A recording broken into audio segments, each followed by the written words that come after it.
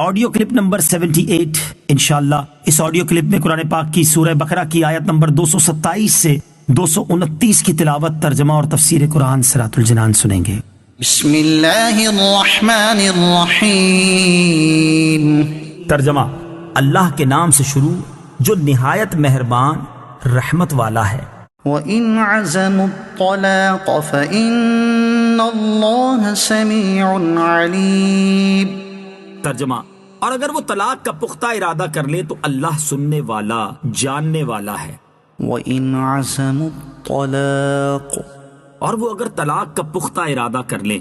تفسیر صراط الجنان میں ہے، زمانہ جاہلیت میں لوگوں کا یہ معمول تھا کہ اپنی عورتوں سے مال طلب کرتے، اگر وہ دینے سے انکار کرتی تو 1 سال، 2 سال، 3 سال یا اس سے زیادہ عرصہ ان کے پاس نہ جانے اور صحبت ترک کرنے کی قسم کھا لیتے اور انہیں پریشانی میں چھوڑ دیتے۔ نہ تو وہ بیوہ ہوتی کہ کہیں اپنا ٹھکانہ کر لیتی اور نہ شوہردار کے شوہر سے کچھ سکون حاصل کرتی۔ اسلام نے اس ظلم کو مٹایا اور ایسی قسم کھانے والوں کے لیے 4 مہینے کی مدت معین فرما دی کہ اگر عورت سے 4 مہینے یا اس سے زائد عرصے کے لیے یا غیر معین مدت کے لیے ترک صحبت کی قسم کھا لے، جس کو ایلا کہتے ہیں، تو اس کے لیے 4 ماہ انتظار کی مہلت ہے۔ اس عرصے میں خوب سوچ سمجھ لے کہ عورت کو چھوڑنا اس کے لیے بہتر ہے یا رکھنا۔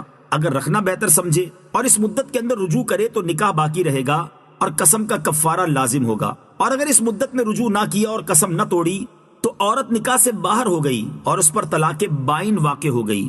یہ حکم بھی عورتوں پر اسلام کے احسانات میں سے ایک احسان اور حقوق نسواں کی پاسداری کی علامت ہے۔ والمطلقات يتربصن بأنفسهن 3 قروء ولا يحل لهن أن يكتمن ما خلق الله في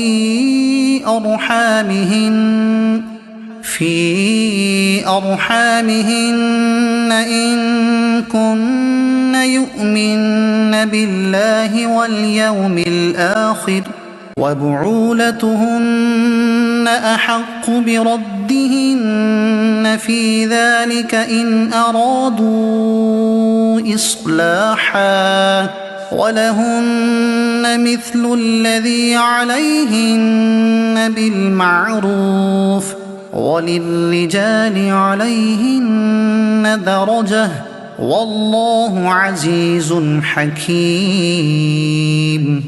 ترجمہ: اور طلاق والی عورتیں اپنی جانوں کو 3 حیض تک روکے رکھیں اور انہیں حلال نہیں کہ اس کو چھپائیں جو اللہ نے ان کے پیٹ میں پیدا کیا ہے، اگر اللہ اور قیامت پر ایمان رکھتی ہیں اور ان کے شوہر اس مدت کے اندر انہیں پھیر لینے کا حق رکھتے ہیں، اگر وہ اصلاح کا ارادہ رکھتے ہوں۔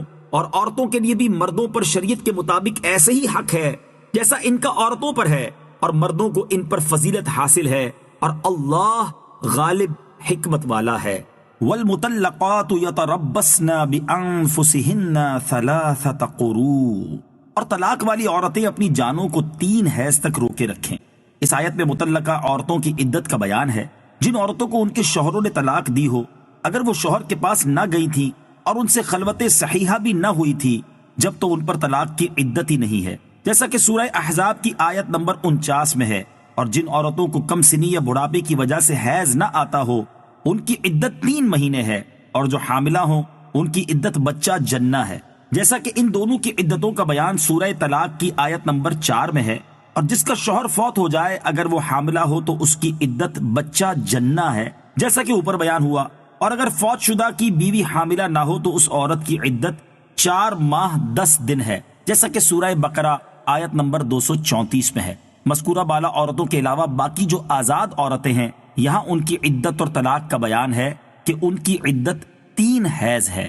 ولا یحل لہن، اور انہیں حلال نہیں، جس چیز کا چھپانا حلال نہیں وہ حمل اور حیض کا خون ہے۔ ان کا چھپانا اس لیے حرام ہے کہ ان کے چھپانے سے رجوع کرنے اور اولاد کے بارے میں جو شوہر کا حق ہے وہ ضائع ہوگا۔ ان کن یؤمن باللہ والیوم الآخر، اگر اللہ اور قیامت پر ایمان رکھتی ہیں۔ تفسیر صراط الجنان میں ہے، یہاں بطور خاص ایمان کا تذکرہ کر کے یہ سمجھایا ہے کہ ایمان کا تقاضا یہ ہے کہ اللہ تعالیٰ کے ہر حکم پر عمل کیا جائے، لہٰذا ہر نیک عمل کو ایمان کا تقاضا کہہ سکتے ہیں۔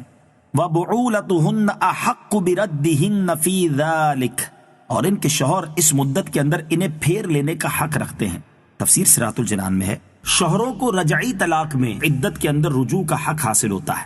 آیت میں ارادو کے لفظ سے یہ بھی معلوم ہوا کہ طلاق رجعی میں رجوع کے لیے عورت کی مرضی ضروری نہیں، صرف مرد کا رجوع کافی ہے۔ ہاں، ظلم کرنے اور عورت سے اپنے انتقام کی آگ بجھانے کے لیے رجوع کرنا سخت برا ہے۔ رجوع اصلاح کی نیت سے ہونا چاہیے۔ افسوس کہ ہمارے ہاں اس جہالت کی بھی کمی نہیں۔ بیویوں کو ظلم و ستم اور سسرال سے انتقام لینے کا ذریعہ بنایا جاتا ہے، حتیٰ کہ بعض اوقات تو شادی ہی اس نیت سے کی جاتی ہے اور بعض اوقات رجوع اس نیت سے کیا جاتا ہے۔ یہ سب زمانہ جاہلیت کے مشرکوں کے افعال ہیں۔ وَلَهُنَّ مِثْلُ الَّذِي عَلَيْهِنَّ بِالْمَعْرُوفِ، اور عورتوں کے لیے بھی شریعت کے مطابق مردوں پر ایسے ہی حق ہے جیسا عورتوں پر ہے، یعنی جس طرح عورتوں پر شوہروں کے حقوق کی ادائیگی واجب ہے، اسی طرح شوہروں پر عورتوں کے حقوق پورے کرنا لازم ہے۔ وَلِلرِّجَالِ عَلَيْهِنَّ دَرَجَةٌ، اور مردوں کو ان پر فضیلت حاصل ہے۔ مرد و عورت دونوں کے ایک دوسرے پر حقوق ہیں، لیکن مرد کو بہرحال عورت پر فضیلت حاصل ہے اور اس کے حقوق عورت سے زیادہ ہے۔ الطلاق مرتان فإمساكم بمعروف أو تسريح بإحسان ولا يحل لكم أن تأخذوا مما آتيتموهن شيئا إلا أن يخافا ألا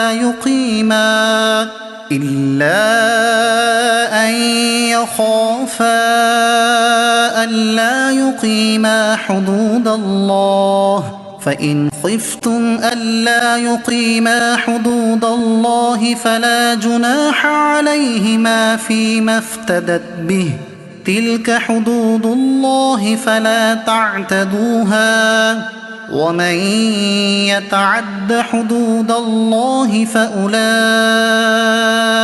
هم الظالمون۔